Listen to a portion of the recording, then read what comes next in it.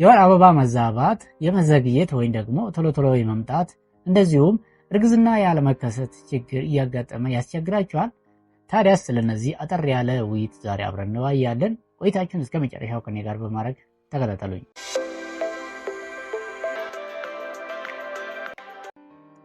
ታዲያስ ጤና ይስጥልኝ የጤና ኬር ዩቲዩብ ቻናላችን ቤተሰቦች እንዴት ናችሁ? ደህና ናችሁ? እግዚአብሔር ይመስገን። ይሄ በየሳምንቱ ስለ ጤናችን በተለያየ ርዕስ ዙሪያ ላይ አብረን የምንወያይበት ፕሮግራም ነው። ለቻናላችን አዲስ ከሆናችሁ ሰብስክራይብ፣ ላይክ፣ ሼር በማድረግ ቤተሰብ የሆኑ የተለያዩ አይነት ጥያቄዎች ካላችሁ በኮመንት ጻፉልኝ፣ አብረን እንወያያለን። ወደ ውይይቱ አብረን እንለፍ። ታዲያስ የወር አበባ መዛባትን በሁለት ቦታ አካፍለን እናያለን። አንደኛው የወር አበባ የመቆየት የመዘግየት ወይም ደግሞ ቶሎ ቶሎ የመምጣት ነው። እንደዚሁም ደግሞ የወር አበባ ሙሉ በሙሉ በዛው የመቅረት ችግር ሲከሰት የወር አበባ መዛባት እንላለን። ታዲያስ ለወር አበባ መዛባት ምክንያት የሚሆኑትን ዋና ዋና ነገሮች እናያለን። ልብ ብላችሁ እንድታዳምጡኝ እፈልጋለሁ። በአንደኛው ደረጃ የምናየው ስትረስ ወይም ደግሞ ጭንቀት ነው። እንደሚታወቀው ጭንቀት ለብዙ በሽታዎች መንስኤ ነው ወይም ደግሞ ምክንያት ነው። ስለዚህ ጭንቀት ለተለያየ ችግር ሊያጋልጠን ስለሚችል ጭንቀትን ማስወገድ ያስፈልጋቸዋል። ሁለተኛው በድንገት የሰውነት ክብደት መጨመር ወይም ደግሞ መቀነስ ነው። እንደዚሁም የሆርሞን ኢምባላንስ ካለ ነው። የሰውነታችሁ ሆርሞን ኢምባላንስ ከሆነ የወር አበባ መዛባትን ሊያስከስት ይችላል። እንደዚሁም በተጨማሪ በዋናነት የወር አበባ እንዲዛባ ከሚያደርጉት ምክንያቶች መካከል አንደኛው ፖሊሲስቲክ ኦቫሪያን ሲንድሮም የሚባል ነው። ይሄ ማለት አንድሮጂን የሚባል የሜል ታይፕ ሆርሞን ከኖርማል በላይ ሲመረት ነው። ወይም ደግሞ ኢማቹርድ የሆነ ኤግ ወይም ደግሞ እንቁላል የፎሊክል የምንለው ሳይበስል ሳይደርስ ከኦቫሪ የሚወጣ ከሆነ ነው። ይህንን ፖሊሲስቲክ ኦቫሪያን ሲንድሮም ብለን እንጠራዋለን ማለት ነው። በተጨማሪ የታይሮይድ ፕሮብሌም ካለ፣ ኦቨር ኤክሰርሳይዝ የምታደርጉ በጣም ኤክሰስ የሆነ ኤክሰርሳይዝ የሰውነት እንቅስቃሴ የምታደርጉ ከሆነ፣ ፑር የሆነ ዳይት ወይም ደግሞ ኢምባላንስ የሆነ አመጋገብ የምትጠቀሙ ከሆነ፣ ምንም አይነት ሚኔራል ቫይታሚን ያሌለው ሁሌም አንድ አይነት ምግብ የምትጠቀሙ ከሆነ ለፑር ዳይት ትጋለጣላችሁ። ያኔ የሰውነታችሁ ሆርሞን ኢምባላንስ ይሆናል። የሰውነታችሁ ጤንነት፣ ደህንነት ይዛባል። በዚህ ምክንያት የተነሳ የወር አበባ እንዲዛባ ምክንያት ሊሆነው ይችላል ማለት ነው። እርግዝና ሲከሰት የወር አበባ ሊቀር ይችላል። ስለዚህ የወር አበባችሁ ከኖርማል ከሚመጣበት ቀን ካለፈ እርግዝና ሊሆን ይችላል ብላችሁ ተጠራጥራችሁ የሽንት ምርመራ ማድረግ፣ እርግዝና ቼክ ማድረግ ያስፈልጋቸዋል። እንደዚህም በተጨማሪ የምታጠቡ ከሆነ የወር አበባ ሊዘገይ ይችላል።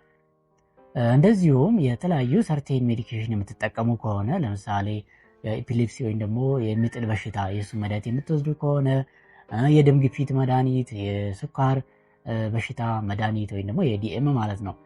እነዚህ መድኃኒቶች የምትጠቀሙ ከሆነ አንዳንዴ ሆርሞናችሁ ሊዛባ ይችላል። ከዛ ምክንያት የተነሳ የወር አበባችሁ ሊዛባባችሁ ይችላል እና ከእንደዚህ አይነት ምክንያቶች የወር አበባ ሊዛባ ይችላል ማለት ነው። ሌላ በዋናነት ማወቅ ያለባችሁ የሊቨር ፋቲ ካለ ወይም ደግሞ የጉበት ስብ ካለ ሆርሞናችሁ አፌክት ሊሆን ይችላል፣ ሊጎዳ ይችላል። እንደዚሁም ደግሞ የኢንሱሊን ሬዚስታንስ ካለ በተለይ አሁን ላይ መጠንቀቅ ያለባችሁ ነገር የሊቨር ፋቲ ዲዚዝ ነው። ይሄ የጉበትን በሽታ የሚያመጡ የተለያዩ አይነት ነገሮች አለ። አልኮል መጠቀም ሊሆን ይችላል።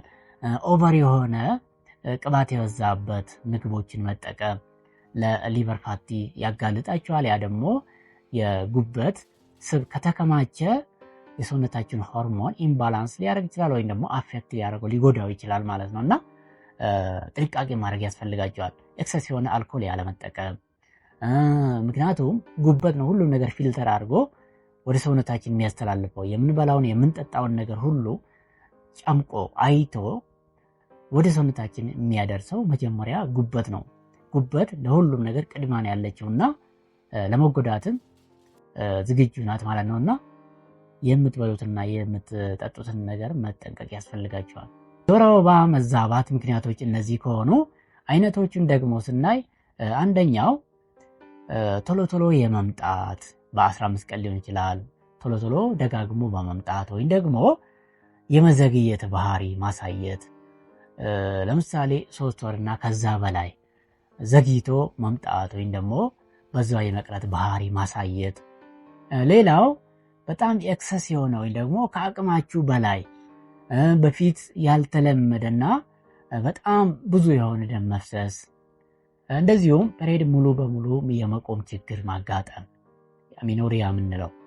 ስለዚህ ስለ አሜኖሪያ ሌላ ጊዜ እናወራለን። የወር አበባ ምን ሲሆን ሙሉ በሙሉ የሚቆመው የሚለውን በሌላ ፕሮግራም እናያለን። አንዳንዴ የወር አበባ ሙሉ በሙሉ ሊቆም ይችላል፣ ከምን ምክንያት ሊቆም ይችላል የሚለውን በሌላ ጊዜ በሰፊው እናያለን።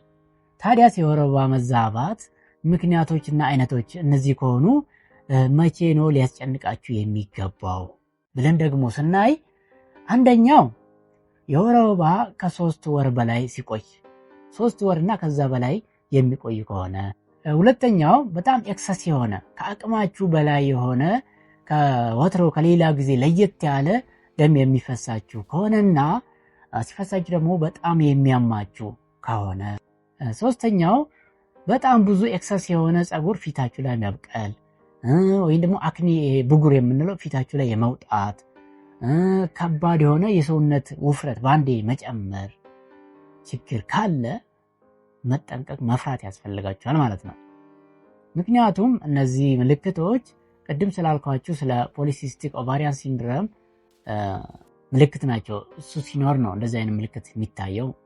ሌላው የታይሮይድ ምልክቶች እላያችሁ ላይ የሚታይ ከሆነ፣ ለምሳሌ የፀጉር መርገፍ ካለ፣ ፀጉራችሁ ዝም ብሎ የሚረግፍ ከሆነ፣ በጣም የሚያደካክማችሁ ከሆነ፣ እንደዚሁም ቅዝቃዜ መቋቋም የሚያቅታችሁ ከሆነ፣ እነዚህ አይነት ምልክቶች ካሉ የታይሮይድ ምልክቶች ሊሆን ስለሚችል ጥንቃቄ ማድረግ መባነን ያስፈልጋቸዋል ማለት ነው። ታዲያስ እንደዚህ አይነት ችግሮች ካሉ የወር አበባ መዛባት የሚያስቸግራችሁ ከሆነ፣ እንደዚህ አይነት ምልክቶች እናንተ ላይ የሚታዩ ከሆነ በምን መልኩ ማስተካከል ትችላላችሁ ብለን ደግሞ ስናይ አንደኛው ቦዲ ዌይትን ሜንቴን ማድረግ ያስፈልጋቸዋል። የሰውነት ክብደታችሁን ማስተካከል። እንዴት ታስተካክላላችሁ? አንደኛው ቀለል ያሉ ስፖርቶችን በመስራት ላይፍ ስታይላችሁን በመቀየር ጥሩ የሆነ አመጋገብ መመገብ፣ የምትመገቡትን ምግብ በመቀያየር ከአትክልቱም ከሁሉም የምግብ አይነት ሰዓታችሁን ጠብቃችሁ በመመገብ በቂ የሆነ ውሃ ወይም ደግሞ ፈሳሽ በመጠቀም ራሳችሁን መጠበቅ ያስፈልጋችኋል። በዚህ ስር የምነግራችሁ አንድ ነገር ስኳር በጣም የበዛበት ምግብ መጠቀም የለባችሁም። ባላንስ ማድረግ ያስፈልጋችኋል። ሁሉን በልክ መጠቀም ስለሚያስፈልግ ማለት ነው። እንደዚሁም በተጨማሪ ስትረስን ወይም ጭንቀትን አቮይድ ማድረግ ወይም ደግሞ ሙሉ በሙሉ ማጥፋት ያስፈልጋችኋል። ጭንቀት ለተለያየ በሽታ ምክንያት ነው። በጣም ብዙ የምሰራቸውን ቪዲዮ ካያችሁ በሁሉም የበሽታ አይነት ስር ምክንያቱ ጭንቀት ነው። ጭንቀት ለተለያዩ በሽታዎች ይዳርገናል። ስለዚህ ጭንቀትን ማስወገድ ያስፈልጋችኋል። ይልቁኑ የሚያጨናንቃችሁን ነገር እሱን ሶልቭ ማድረግ ያስፈልጋችኋል። መፍትሄ ልትፈልጉለት ያስፈልጋችኋል እንጂ መጨናነቅ መፍትሄ አይሆንም። ሌላው በቂ የሆነ እንቅልፍ ማግኘት ያስፈልጋችኋል። በቂ እንቅልፍ ስታገኙ አእምሯችሁ እረፍት ያገኛል። ለሰውነታችሁ መዳረስ ያለበት ደም ይዳረሳል። የሰውነታችሁ ሲስተም ሁሉ ይስተካከላል። እረፍት ስታገኙ አእምሯችሁም አይረበሽም፣ አይዛባም። ስለዚህ እንቅልፍ ማግኘት ያስፈልጋቸዋል። በትርፍ ሰዓታችሁ በቂ እንቅልፍ መተኛት ያስፈልጋቸዋል ማለት ነው። ሌላው የተለያየ ጥብስ የሆኑ ምግቦች፣ ለምሳሌ ይሄ ቺፕሶች ምናምን መንገድ ላይ የሚሸጡ ምግቦች አሉ። እንደዚህ አይነት ምግቦችን ማስወገድ ያስፈልጋቸዋል።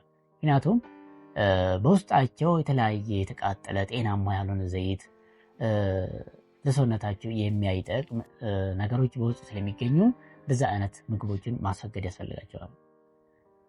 ሌላው ነገር የወር አበባችሁ የሚዛባ ከሆነ ምን አይነት ምርመራ ማድረግ አለባችሁ የሚለውን ደግሞ ስናይ አንደኛው የእርግዝና ምርመራ ነው። ምክንያቱም አንዳንድ ሴቶች ስናይ 2 ወር 3 ወር ላይ ደርሰው ነው እርግዝና እንዳረገዙ የሚያውቁት ማለት ነው። እና ሳያውቁት እርግዝና ይፈጠራል። ከዛም በኋላ ያላስፈላጊ ጭንቀት ውስጥ ይገባሉ።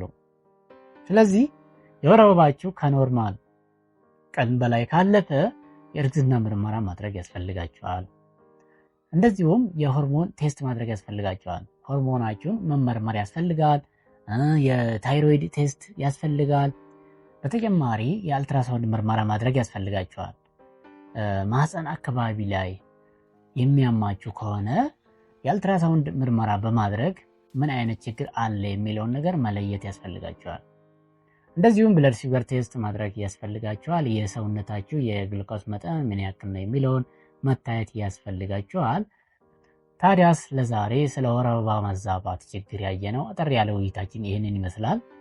በተጨማሪ ስለ ወር አበባ መዛባት የተለያዩ ጥያቄዎች ካላችሁ፣ አስተያየት ካላችሁ በኮመንት ስር ጻፉልኝ፣ አብረን እንወያያለን። ለቻናላችን አዲስ ከሆናችሁ ቻናላችን ሰብስክራይብ፣ ላይክ፣ ሼር በማድረግ ቤተሰብ ይሁኑ።